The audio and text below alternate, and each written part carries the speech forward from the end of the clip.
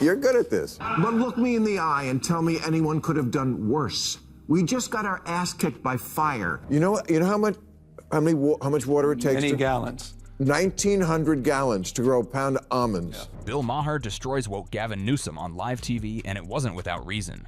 While California was literally burning and families rationed water, Newsom was busy flexing about almond production.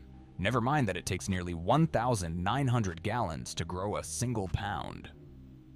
Maher couldn't take the hypocrisy anymore and unleashed a brutal takedown that left no progressive excuse standing.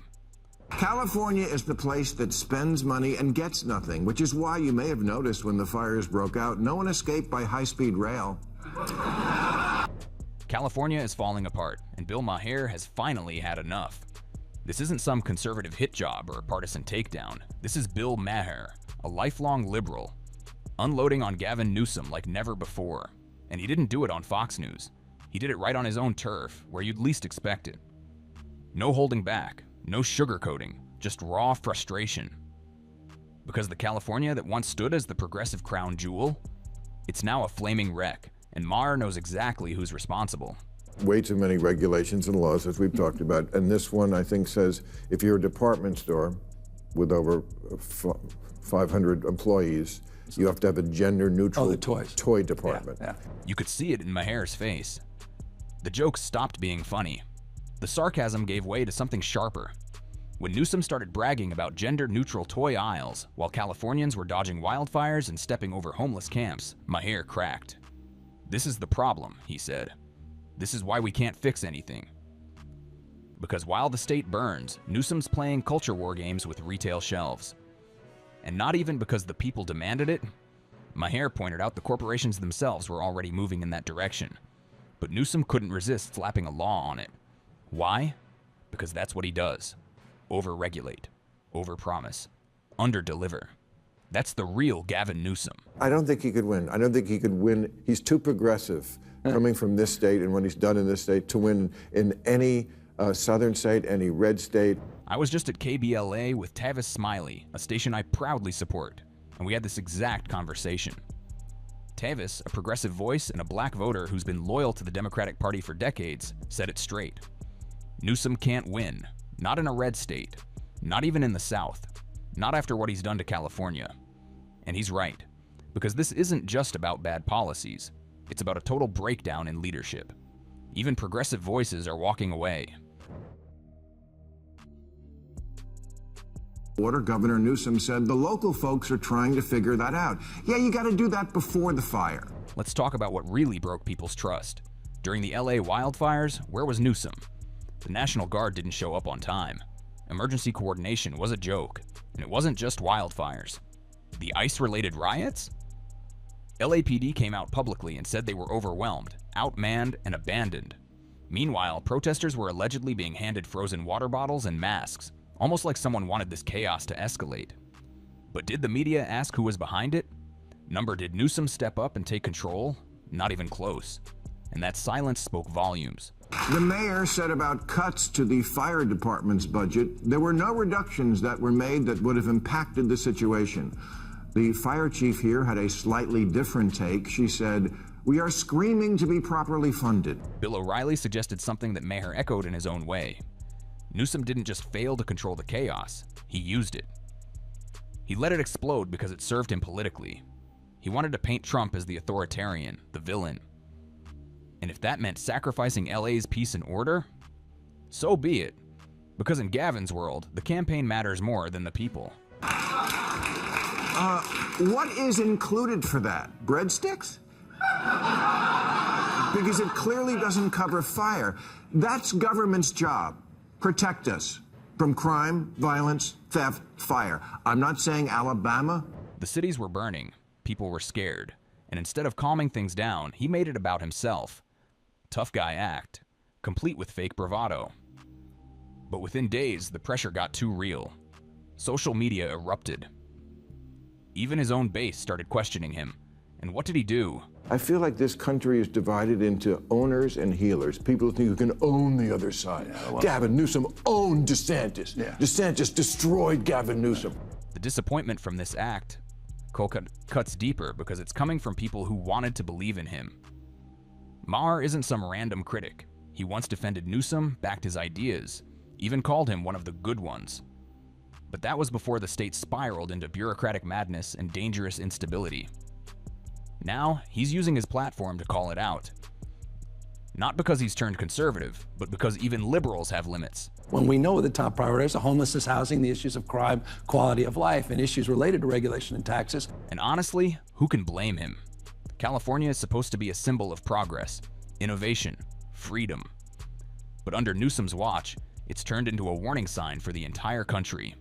Sky-high taxes, rampant homelessness, crime skyrocketing in cities that once felt safe, and a governor who's more interested in podcasting and rehearsing for 2028 than actually governing the state.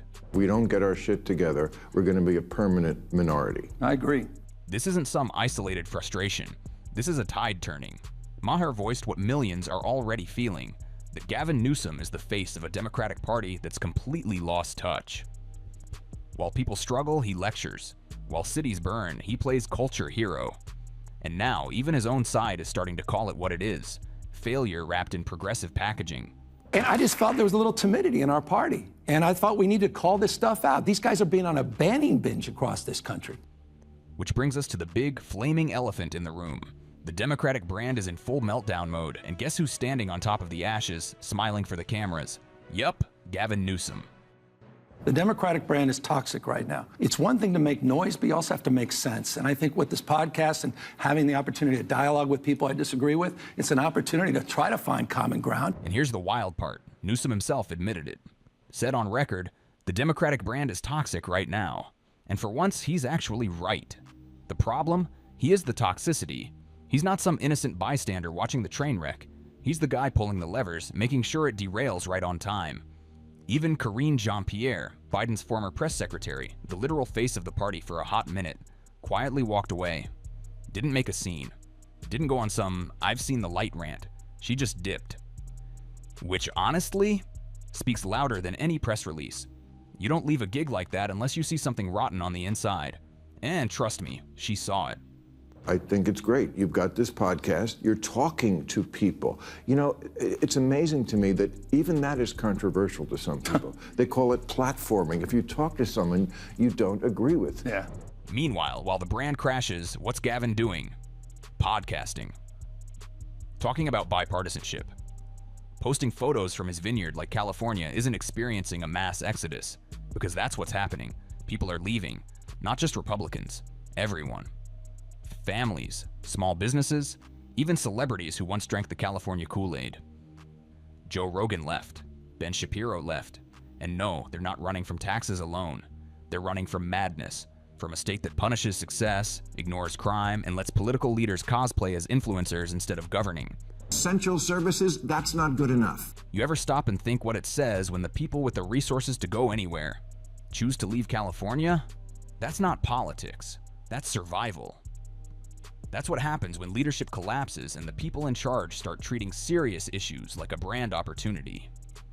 So yeah, the KBLA moment mattered, not because it was some viral soundbite, but because it was a pulse check. It showed us that even the people who've stood by the party for decades, voters who believed in the mission, are finally asking, what the hell happened? And if that question's being asked out loud on progressive black radio, you better believe it's being whispered in a lot more places too. Let's talk about the protests. Not the kind where people show up with handwritten signs and genuine rage. No, the ones we're talking about were way too clean to be real.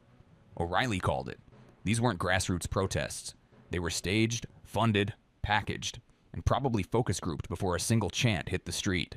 They recognized their vulnerability and legal liability as it relates to their deceit and lies. And it gets better. These spontaneous movements had media trucks waiting before the first tweet dropped. Cameras were ready, angles were framed, and boom, breaking news. But here's the million-dollar question nobody in the mainstream wants to touch.